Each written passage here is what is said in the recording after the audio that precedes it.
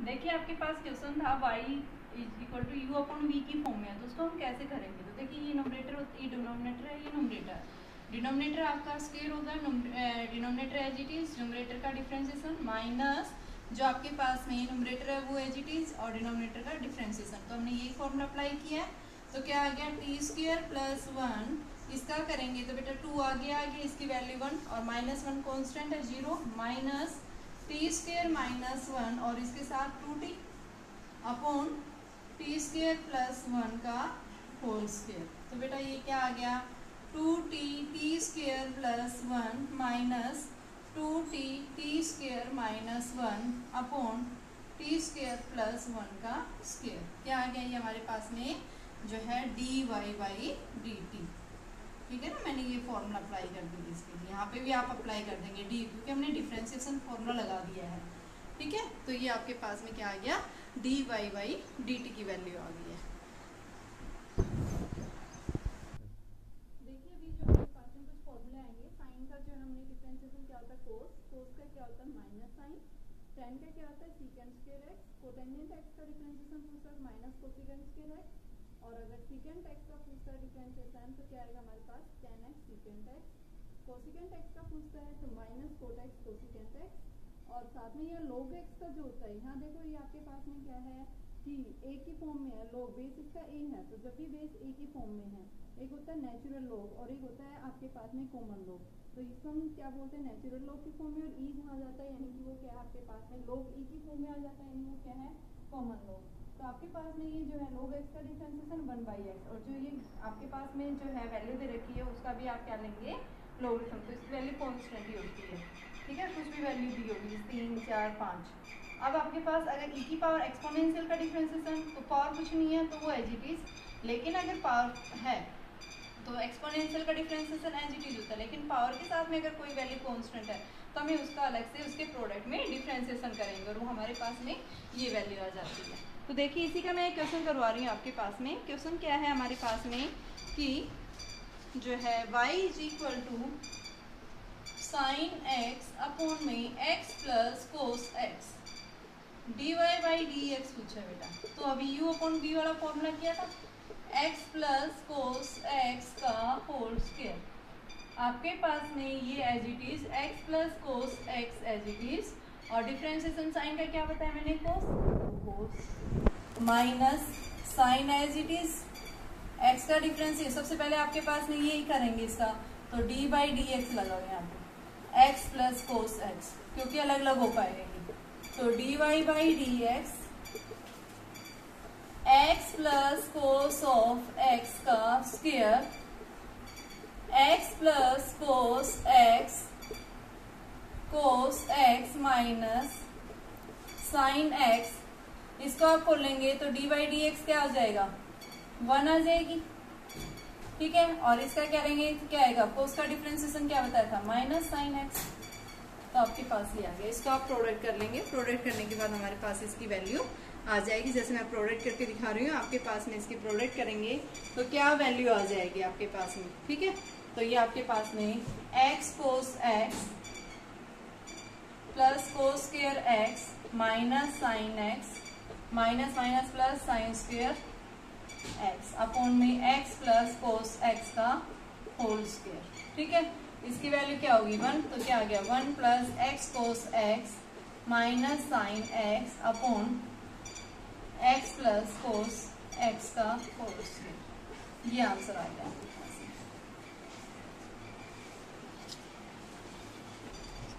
देखिए ये आपसे क्वेश्चन दिया हुआ, किसी स्टूडेंट का पूछा हुआ क्वेश्चन है। ठीक है, तो देखिए पर ध्यान से देखिए, ये क्वेश्चन जो दे रखा है, मान लो ये कोई भी फिजिकल क्वांटिटी है, वो फिजिकल क्वांटिटी जब उसको मेजरमेंट किया गया है तो ये जो है उस फिजिकल क्वांटिटी की एक्चुअल मेजरमेंट है। भाई क्या दे रखा है, लेंथ मेजरमेंट किया है उसका, उसके यानी कुछ भी मेजरमेंट कर सकते हैं, या कुछ ऐसा x1 x2, इसने फिजिकल क्वांटिटी को जो है मेजरमेंट नहीं किया। ठीक है, आपके पास में ये गिवन नहीं है क्या है x1 x2, आपके पास क्वेश्चन ये है। तो यहाँ देखो, सबसे पहले हम आगे पढ़ेंगे एरर। एरर के अंदर दिया होता है क्वेश्चन, जब भी आप किसी की क्वांटिटी, मान लो आपके पास एक क्वांटिटी है, उस क्वांटिटी को इस तरह से लिखा हुआ है, तो ये जो ए जो होती है ये उस क्वांटिटी की एक्चुअल वैल्यू होती है, और ये उसके अंदर क्या होता है एरर। ठीक है ना, जिसको हम एब्सोल्यूट एरर बोल रहे हैं। तो इसका मतलब क्या है कि उस क्वांटिटी को जब मेजरमेंट किया है तो उसकी एक्चुअल वैल्यू तो ये थी, और जब उसको मेजरमेंट किया है तो उसकी वैल्यू कुछ और आई है, जिसके अंदर एरर इतना पाया गया है। एरर का मतलब क्या है भाई, आपके पास में जो एक्चुअल वैल्यू आई है उस वैल्यू में से आपने मेजर्ड वैल्यू में डिफरेंस किया, उन दोनों का जो डिफरेंस आता है उस डिफरेंस को हम क्या बोलते हैं, एरर। तो यहाँ पे इस फिजिकल क्वांटिटी को जब मेजरमेंट किया गया है तो उस क्वांटिटी की एक्चुअल वैल्यू तो क्या है, 3 है, और मेजरमेंट यानी एरर जो आ रहा है वो 0.1 का। इसी तरह से x2 है, इसको मेजरमेंट किया है तो इसने पूछा है x1 x डैश क्या होगा, तो आपके पास x1 निकालो पहले। ये होता है x1 कितना है 3, और x2 जो है ये कितना है 6, और इस x1 में एरर कितना है 0.1, और इसमें कितना है x2 में 0.2। तो आपके पास क्या आ जाएगा, x डैश जो आएगा, ये क्या फॉर्मूला दे रखा है x1 प्लस x2 गिवन, हमें इसी में पुट करना है। x1 x2 हम निकाल चुके हैं, 3 प्लस 6 यानी क्या आ गया 9। ठीक है, आपका आंसर ये आ गया। अब इसके अंदर देखो x डबल डैश पूछा है, x1 x2 x1 plus x2, तो आपके पास में x1 की वैल्यू देखो क्या है 3, x2 कितना है 6, 3 प्लस 6 तो क्या आ गया 18/9, तो आंसर क्या आ गया इसका 2 आ गया। केस में करवाए थे मैक्सिमा और मिनिमा के क्वेश्चंस। आपके पास y कुछ भी दिया हुआ है, हमने क्या निकाला था dy/dx किया, निकाल दी जो भी वैल्यू, फिर हमने dy/dx की वैल्यू पुट की।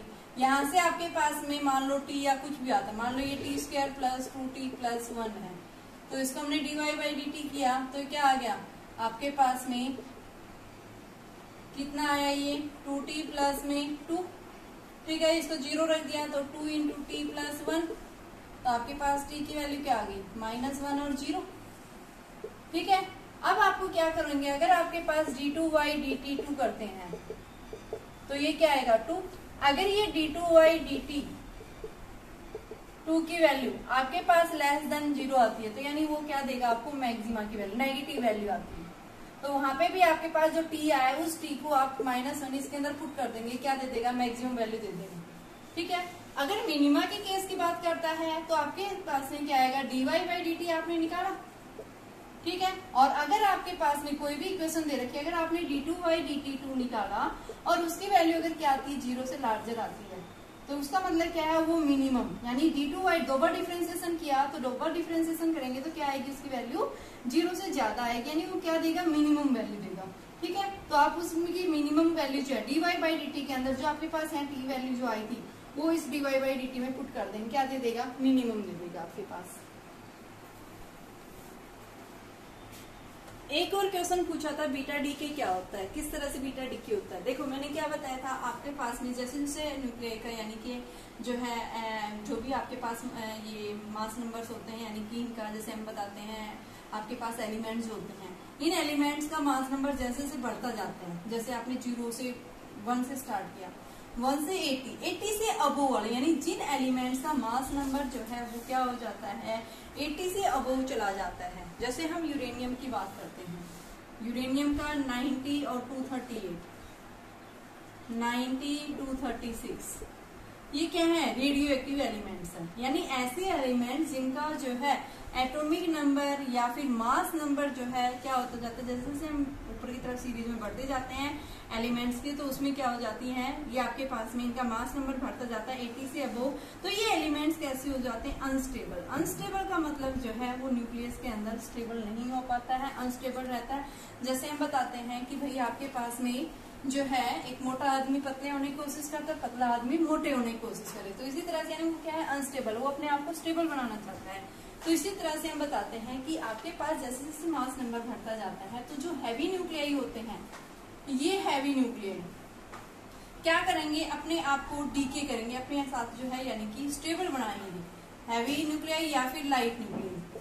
हैवी न्यूक्लियाई के अंदर क्या होता है, जब एक हैवी न्यूक्लियाई जब क्या होता है, इसका डीके होता है, तो ये क्या करेगा, अपने साथ कुछ एलिमेंट्स को क्या करेगा, यहाँ से निकालेगा, और साथ में क्या निकालता है, एक अल्फा पार्टिकल 2He4, ठीक है, और साथ में एनर्जी लिबरेट करता है, जिसको हम क्या बताते हैं, आपके पास एक हैवी न्यूक्लियाई एक लाइट न्यूक्लियाई में टूट जाता है, साथ में अल्फा पार्टिकल्स निकालता है। जैसे हम बताते हैं यूरेनियम जब टूटता है तो क्या हो जाता है, वो क्रिप्टॉन और बेरियम में टूट जाता है, साथ में एक अल्फा पार्टिकल डिके करता है। ठीक है, तो यानी वो क्या है आपके पास में भाई, उसने क्या किया, न्यूक्लियर फ्यूजन और न्यूक्लियर फ्यूजन पढ़ा है ना आपने, nuclear fusion and nuclear fusion. Nuclear fusion में आपने क्या पढ़ा, एक हैवी न्यूक्लियाई अपने आप को स्टेबल बनाने के लिए, क्योंकि इनके पास बाइंडिंग एनर्जी क्या होती है, लेस होती है, कम होती है। तो बाइंडिंग एनर्जी से इनके पास ज्यादा होगी तो क्या हो जाएंगे, स्टेबल हो जाएंगे। स्टेबल कब होते हैं, जब नंबर ऑफ प्रोटॉन्स और नंबर ऑफ न्यूट्रॉन्स की संख्या क्या हो जाती है कि n/z का रेशो जो है वो आपके पास में वो इक्वल हो जाता है। ठीक है, तो उस केस में हम क्या बताते हैं कि यहाँ पे जिनके पास में क्या है, नंबर ऑफ न्यूट्रॉन और नंबर ऑफ प्रोटॉन्स की संख्या जो है वो जैसे इक्वल हो जाती है, तो उस केस में यानी 1:1 की इक्वल हो जाती है, यानी रेशो अगर इनका इक्वल आता है तो वो न्यूक्लियाई क्या होता है, स्टेबल होता है।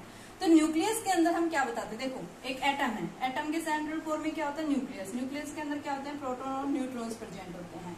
यहाँ पे इन प्रोटॉन्स को टाइटली बाउंड करने के लिए क्या, कौन सा फोर्स काम करता है, स्ट्रॉन्ग न्यूक्लियर फोर्स। यहाँ पे अब इन प्रोटॉन न्यूट्रॉन्स को सेपरेट आउट करने के लिए हम बाहर से क्या देते हैं, कुछ एनर्जी देते हैं। उस एनर्जी को हम क्या बोलते हैं, बाइंडिंग एनर्जी।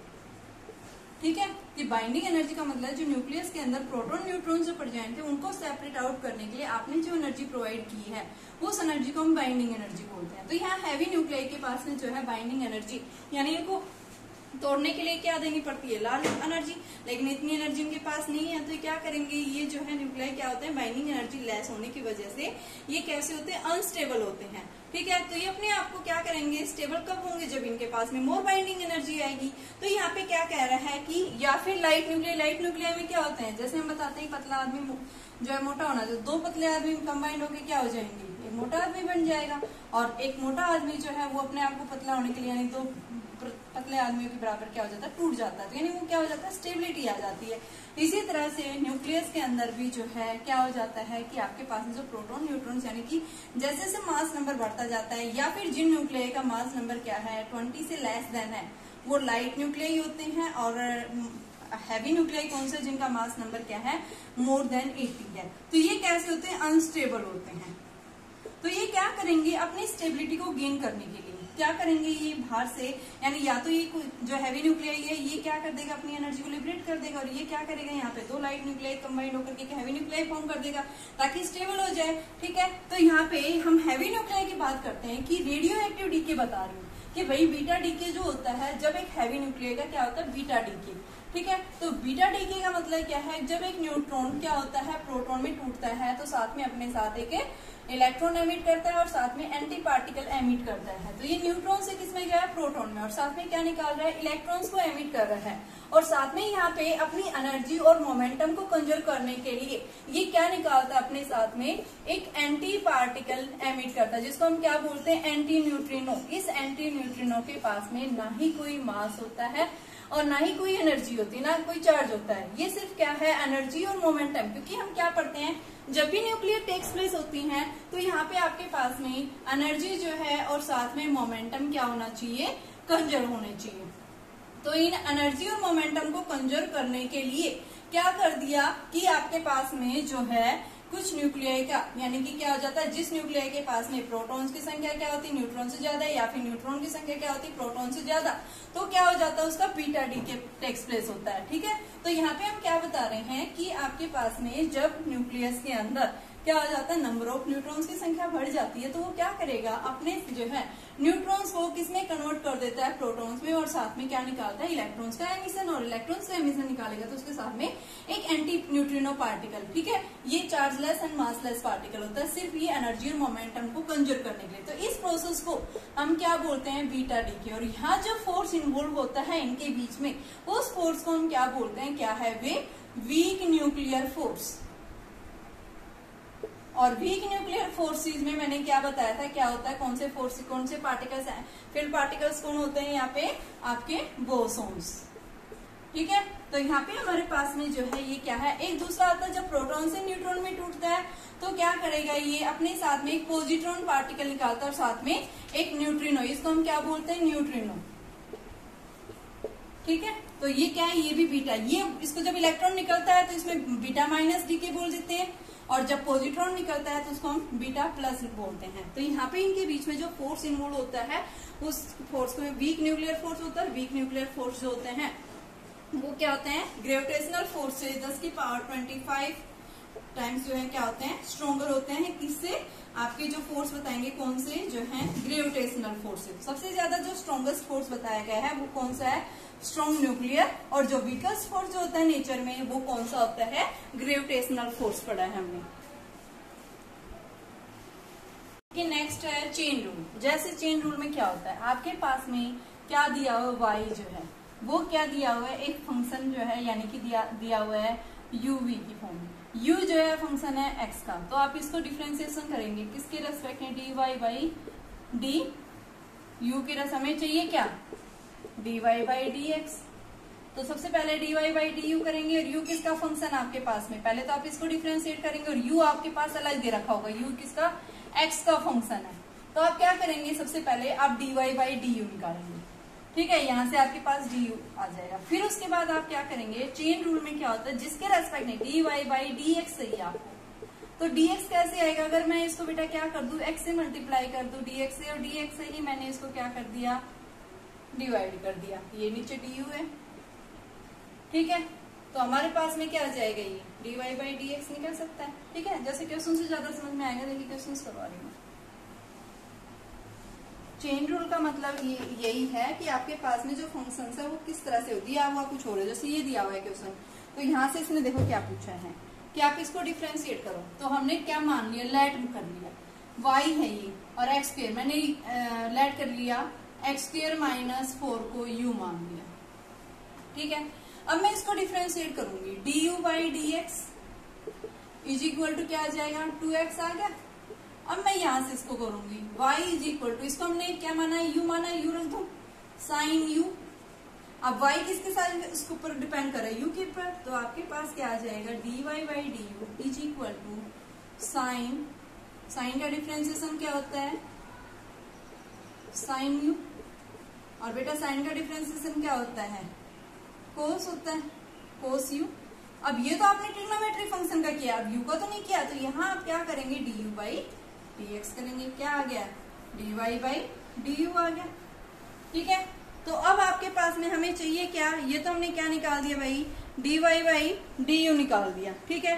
अब आपके पास में dy बाई dx चाहिए, तो dy बाई dx को हम क्या से लिखते हैं, dy by du into du by dx लिख सकते हैं, लिख सकते हैं ना। अब हमने दोनों चीज निकाल रखी है, dy बाई du भी निकाल रखा है और du बाई dx भी निकाल रखा है, तो यहाँ पे हम पुट कर दें, तो dy बाई du जो है वो किसके इक्वल आ गया बेटा, आपके पास में कोस u du by dx, dy by du निकाल रखा है ना आपने, यहाँ से देखो मैंने इसको ये लिखा है, आप फिर इसको एज इट इज लिखने की जरूरत नहीं है, आपके पास में ये यहीं से आ जाएगी। देखो dy बाई du की वैल्यू हमारे पास कोस u du बाई dx, यहाँ पे मैं क्या करूंगी, देखो आपके पास में क्या चाहिए, dy बाई dx चाहिए, तो इस dy बाई डी इसको मैंने क्या किया, dx से मल्टीप्लाई dx से डिवाइड कर दिया, मल्टीप्लाई कर दिया और dx से हमने इसको डिवाइड कर दिया, तो हमारे पास में जो है ये क्या आ जाएगा, देखो आपने dy बाई du निकाल रखा है ये, और ये देखो ट्रिग्नोमेट्री फंक्शन, क्योंकि इसका u का मान रखा है, इसको हम नहीं लेंगे, तो कोस u आ गया, इसकी वैल्यू को उठा के हम कहाँ पुट कर देंगे, इसको मैं लिख दूंगी dy by dx is equal to dy by du into du by dx, और dy बाई du कितना है, कोस u, और du बाई dx कितना आ रहा है, 2x, तो आपके पास में 2x कोस u की जगह आपकी, क्योंकि हमें तो x के रेस्पेक्ट में चाहिए तो आप u को चेंज करना पड़ेगा, और ये क्या आ जाएगा, x स्क्वायर माइनस 4। एक तो मेथड ये है, इस तरह से हमने किया है, पहले हमने u के रेस्पेक्ट में, एक आप इसको डायरेक्ट कर सकते हैं, ठीक है, इसमें थोड़ा कंफ्यूजन रहता है तो आप डायरेक्ट देखिए करिए। देखो क्या हो जाएगा, y आप पहले किसका करो, ट्रिग्नोमेट्री फंक्शन का, क्या आ जाएगा, कोस x स्क्वायर माइनस 4, और डिफरेंशिएशन फिर किसका करो, जो इसके साथ एंगल है, यानी x स्क्वायर माइनस 4 का, तो कितना आ गया, कोस x स्क्वायर माइनस 4 और इसका 2x, तो डायरेक्ट आंसर आ गया हमारा।